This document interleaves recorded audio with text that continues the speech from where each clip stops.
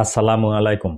SSC 2024 সালের কিন্তু result প্রকাশিত হয়েছে। তো আপনারা যারা এসএসসি পরীক্ষার্থী রয়েছেন, যাদের রেজাল্ট প্রকাশিত হয়েছে বা আপনি যদি একজন অভিভাবক হয়ে থাকেন, তো আপনি চাচ্ছেন যে আপনার রেজাল্ট বা আপনার সন্তানের রেজাল্ট আপনার মনোনীত হয়নি, বা আপনি যে মার্ক যে সাবজেক্টে আশা করেছিলেন তার চেয়ে কম মার্ক পেয়েছেন, বা অনেকেই কিন্তু ফেল করেছেন।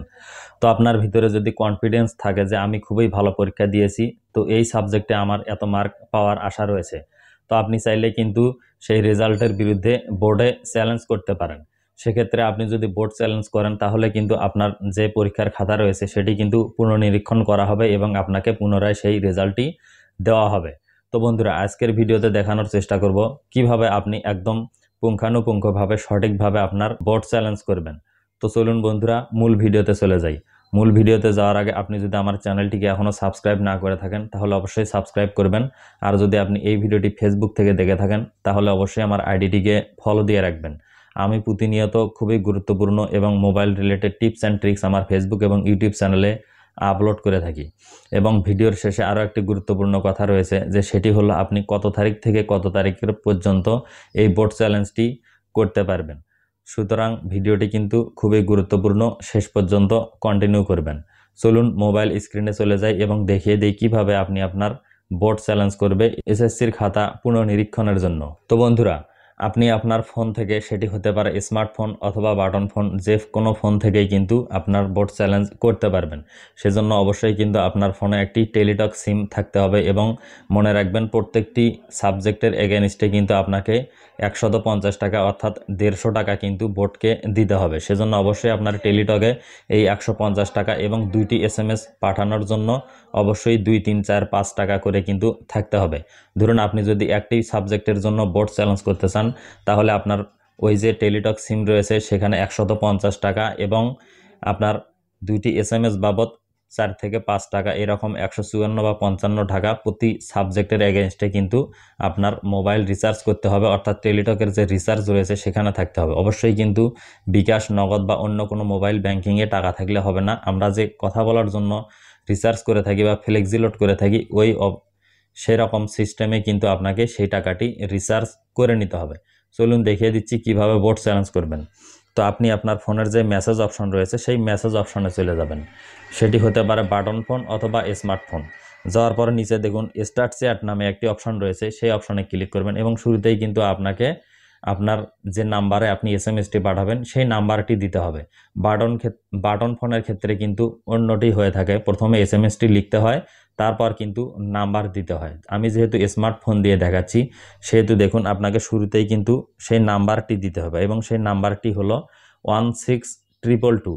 16222 দেওয়ার পর আপনি স্টার্ট কনভারসেশন বা টিক মার্কে একটি ক্লিক করে দেবেন। তাহলে দেখুন উপরে কিন্তু নাম্বারটি আমার উঠে গেল। 16222 এই নাম্বারে কিন্তু SMS দিতে হবে। তারপর এখানে দেখুন টেক্সট মেসেজ যে অপশানটি, সেখানে আপনাকে চলে আসতে হবে। সেখানে এসে যে আপনাকে যেটি টাইপ করতে হবে সেটি হলো RSC। আপনারা একটু ভালোভাবে দেখে নিন।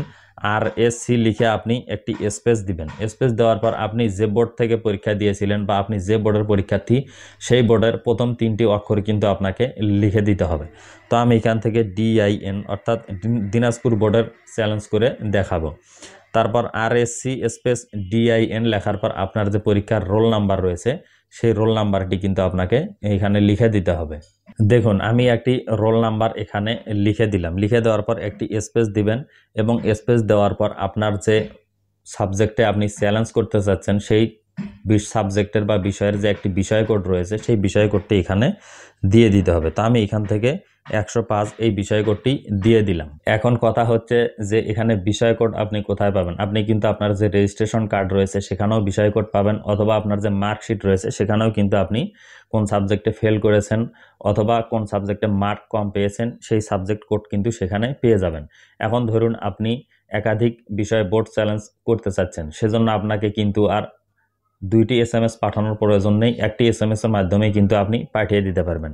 তো আমি একটি সাবজেক্ট কোড দিয়ে দিলাম। তারপর ধরুন আপনি আরও একটি সাবজেক্ট কোড এখানে দিয়ে দিবেন। তো আমি আরও একটি সাবজেক্ট কোড এখানে দিয়ে দিলাম। অর্থাৎ আপনি যদি 2টি সাবজেক্টের জন্য বোর্ড চ্যালেঞ্জ করতে চান, তাহলে কিন্তু আপনাকে এক SMS-এই 2টি বিষয় কোড এইভাবে লিখে দিতে হবে।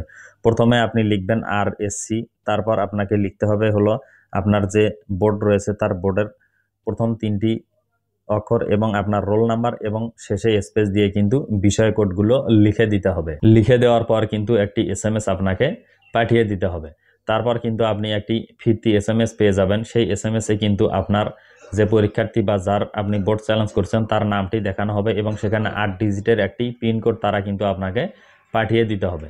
তো সেই 8 ডিজিটের পিন কোড আসার পর কিভাবে আবার আপনি একটি SMS পাঠাবেন সেটি দেখিয়ে দিচ্ছি, চলুন। তো বন্ধুরা, দ্বিতীয় SMS-টি দেওয়ার জন্য আপনি আবার আপনার ফোনের মেসেজ অপশনে যাবেন এবং টাইপ করবেন RSC, তারপর একটি স্পেস দিবেন। স্পেস দেওয়ার পর YES অর্থাৎ ইয়েস লিখবেন।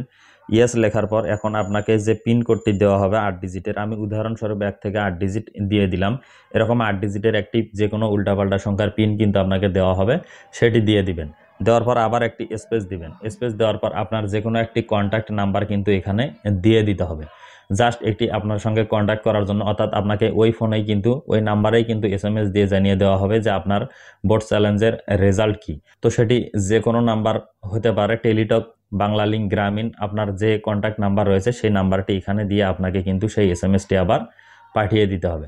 তাহলেই কিন্তু আপনি ওই নাম্বারে ফিরতি SMS-এর মাধ্যমে আপনার বোর্ড চ্যালেঞ্জের রেজাল্টটি জানতে পারবেন। তো বন্ধুরা, এখন আসুন কয় তারিখ থেকে কয় তারিখ পর্যন্ত আপনি বোর্ড চ্যালেঞ্জ করতে পারবেন। অর্থাৎ সেটি হলো, আমি যখন এই ভিডিওটি রেকর্ড করছি তখন কিন্তু 14/5/2024। তো এই ভিডিওটি আমি রেকর্ড করার আগের দিন থেকে অর্থাৎ 13/5 থেকে অলরেডি কিন্তু বোর্ড চ্যালেঞ্জ শুরু হয়ে গেছে। আপনি 13/5/2024 থেকে 19/5/2024 এই তারিখের মধ্যেই কিন্তু আপনার রেজাল্টের এগেইনস্টে বোর্ড চ্যালেঞ্জ করতে পারবেন। তো বন্ধুরা, আজকের ভিডিওটি এ পর্যন্তই। ভিডিওটি দেখে যদি একটুও ভালো লেগে থাকে তাহলে অবশ্যই একটি লাইক দিতে ভুলবেন না এবং এই ভিডিওটি অবশ্যই আপনার ফেসবুকের টাইমলাইনে শেয়ার করবেন। তো সবাই ভালো থাকবেন, সুস্থ থাকবেন। আল্লাহ হাফেজ।